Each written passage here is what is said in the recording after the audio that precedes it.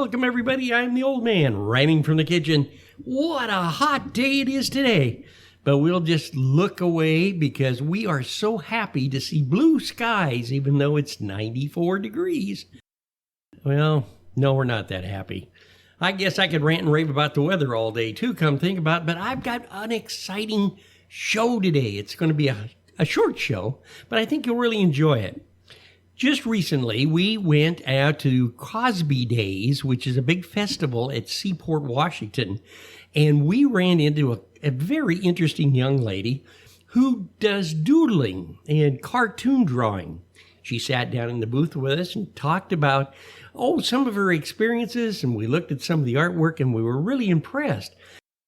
One of the experiences that she's had is what I call just so interesting. Now, a lot of people know that I've kind of got this thing, and, I'd like to talk to people that have tattoos, especially women. So I had noticed that on her arm she had a tattoo. So I kind of asked her, how'd you get that tattoo? And she came back with a story that I think you'll really enjoy. So you go right ahead, Raine, and explain to us in detail, mind you, how this whole thing occurred. I got to get up and go look for ice cream. Now, we'll start at the beginning. It was your birthday. It was my birthday, and I was itching for a tattoo. And you wanted a tattoo. And I wanted a tattoo, and I wanted it that day. That day. No other day. That's the day. Right. So I found the nearest walk-in tattoo shop. Walk in.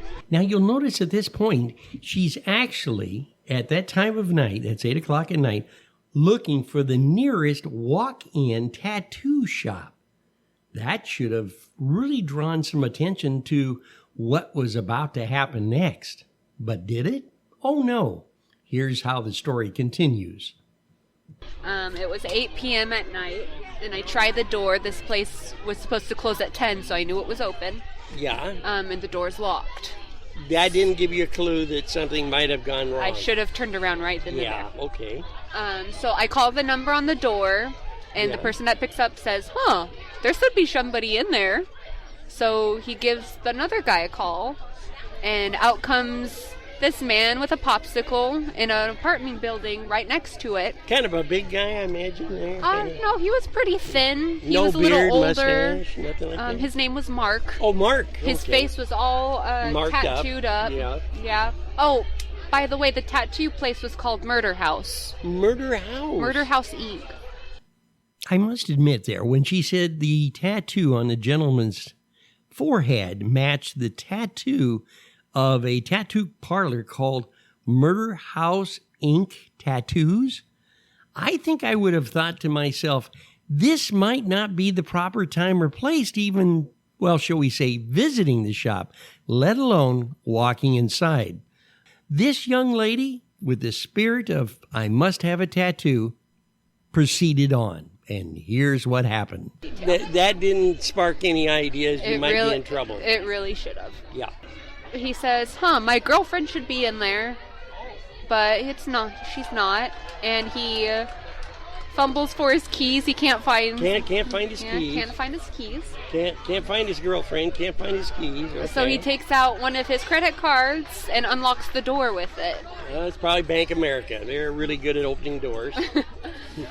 So we walk in, and the tattoo shop itself is really dirty. It's kind of dark, kind of dingy. There's a giant skeleton next to the reception desk, and there's bottles of wine everywhere. That was probably the person that got the tattoo that forgot to pay. Honestly.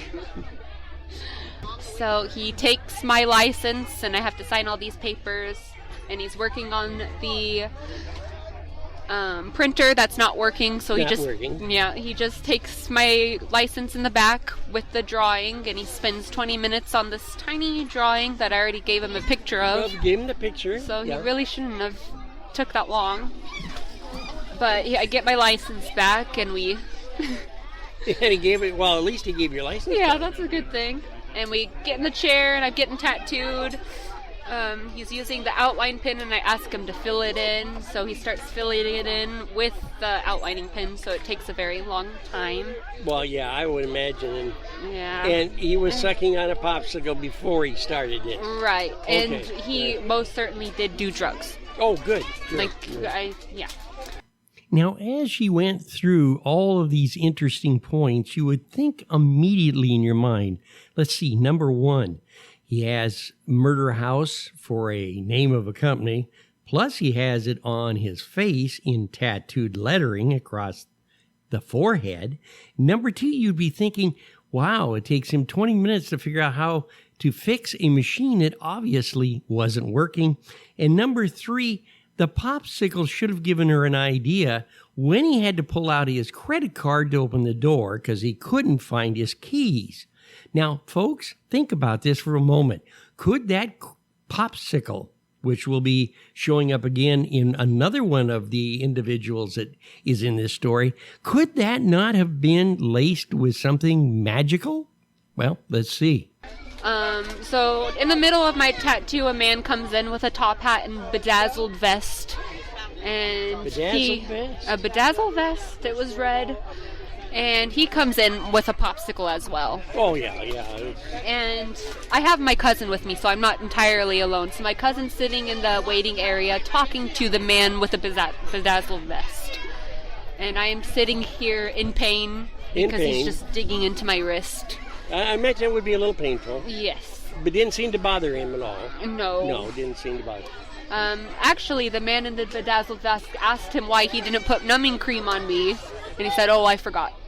So... The man that's doing the tattoo forgot part of the procedure. Okay. Yeah. Now that makes sense. And none of this surprised you at all. You know, I was already sitting in the chair getting the tattoo. I couldn't walk away now. Okay. And you didn't have a popsicle before you went in. No, you were okay. I was completely sober. Okay, very good. Because we want to make sure that our listeners understand that you're of normal mind and spirit when you went into this tattoo parlor. I had a watermelon soda. Watermelon soda. Non-alcoholic. Non-alcoholic, okay. And he's almost done with my tattoo when another tattoo artist walks in with a dab pin, which is a marijuana smoking pen. Good. And he says, there's going to be 5 girls in here waiting for tattoos. And my tattoo artist is like, okay, I'm about ready to finish up with the detailing. Yeah. And it's a very simple tattoo, just a couple inches. And the 5 girls walk in, and I'm done with my tattoo, and I'm getting ready to pay. It's considered a minimum tattoo, so it was $100. And in my wallet, I didn't know how much money I had, so I thought I was giving him no tip, and I was kind of scared. So I just gave him all the money in my wallet, and he was looking down at it with a puzzled look on his face, and I was like, okay, I gotta get out of here, because I didn't give him a tip. But it happens I gave him $50, and he made me ring a bell because I was a big tipper.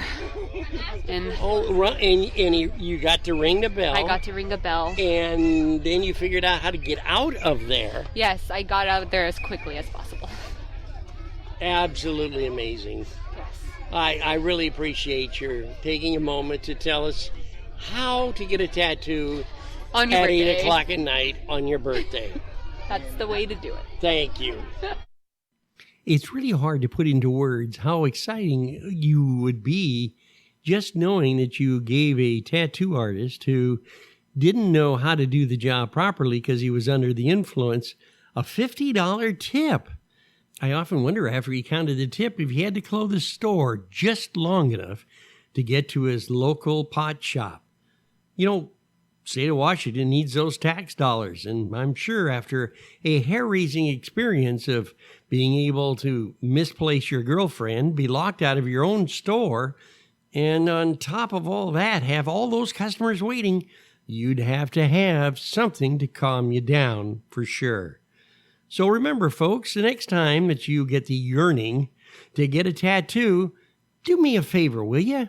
Check things out first. I'd like to personally thank Raine and all the people that were at what I consider a real community of the best and most friendly people I think I've met in a long time, which makes me proud to be a member of the state of Washington. I know you hear me rant and rave about taxation without representation, but that has nothing to do with the daycare center in Olympia. I'm talking about the great people that are in our communities and the wonderful stories and the great times that you can have. Hey, do me a favor, will you? Check us out on our new Keep a Smiling, that's Keepa, Keeba, Smiling, website. And there you can check out a couple of the newer shows and drop down if you'd like to leave us a message on an email. We'll return it immediately. Well, I should say as soon as we can.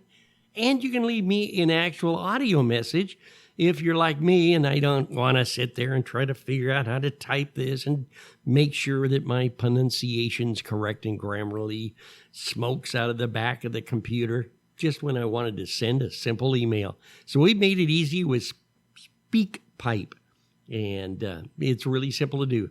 Just hit the magic microphone, go ahead. And I'd also like to thank Fat Cat Vinyl Creations for the opportunity to sit down and watch all the wonderful things going on at the festival from their booth. We were invited as a guest, and I'd like to thank them for their courtesy, and it was really a lot of great fun indeed. By the way, Fat Cat Vinyl Creations has created our new Keeba podcast shirt for the Keeba podcast, which you can catch on Saturday evenings when I just sit down and rant and talk about different political aspects or get a little bit heavier into the conversation of what's going on in the state of Washington. Hey, this is a great shirt. Or maybe you'd like to find some unique gift for one of your friends. Maybe a one-of-a-kind shirt. Because at Fat Cat Vinyl, they can create the shirt right for you. That's right.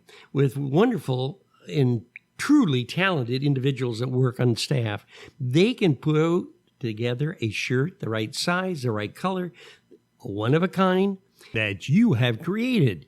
That's Fat Cat Vinyl. Now, when you order your shirt, make sure you use the code for a 10% discount on your purchases. Simply put down the code, the old man /Fat Cat. That's the old man /Fat Cat for a 10% discount on your purchase. Thanks again for the staff of Fat Cat Vinyl Creations for all their hospitality. I really appreciate it. Raine, the great Raine, who has now become famous in the world of tattooing and doing an exceptionally good job, by the way, of being able to recreate cartoon figures or just simple doodling pictures that you'll enjoy to see.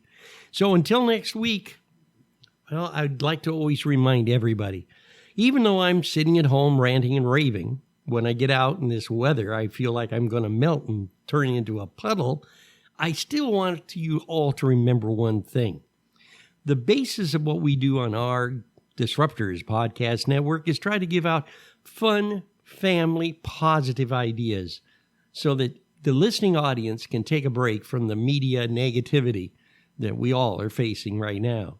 So remember, keep love in your heart for others and always keep a positive thought in your mind. That way, you'll always keep a smiling.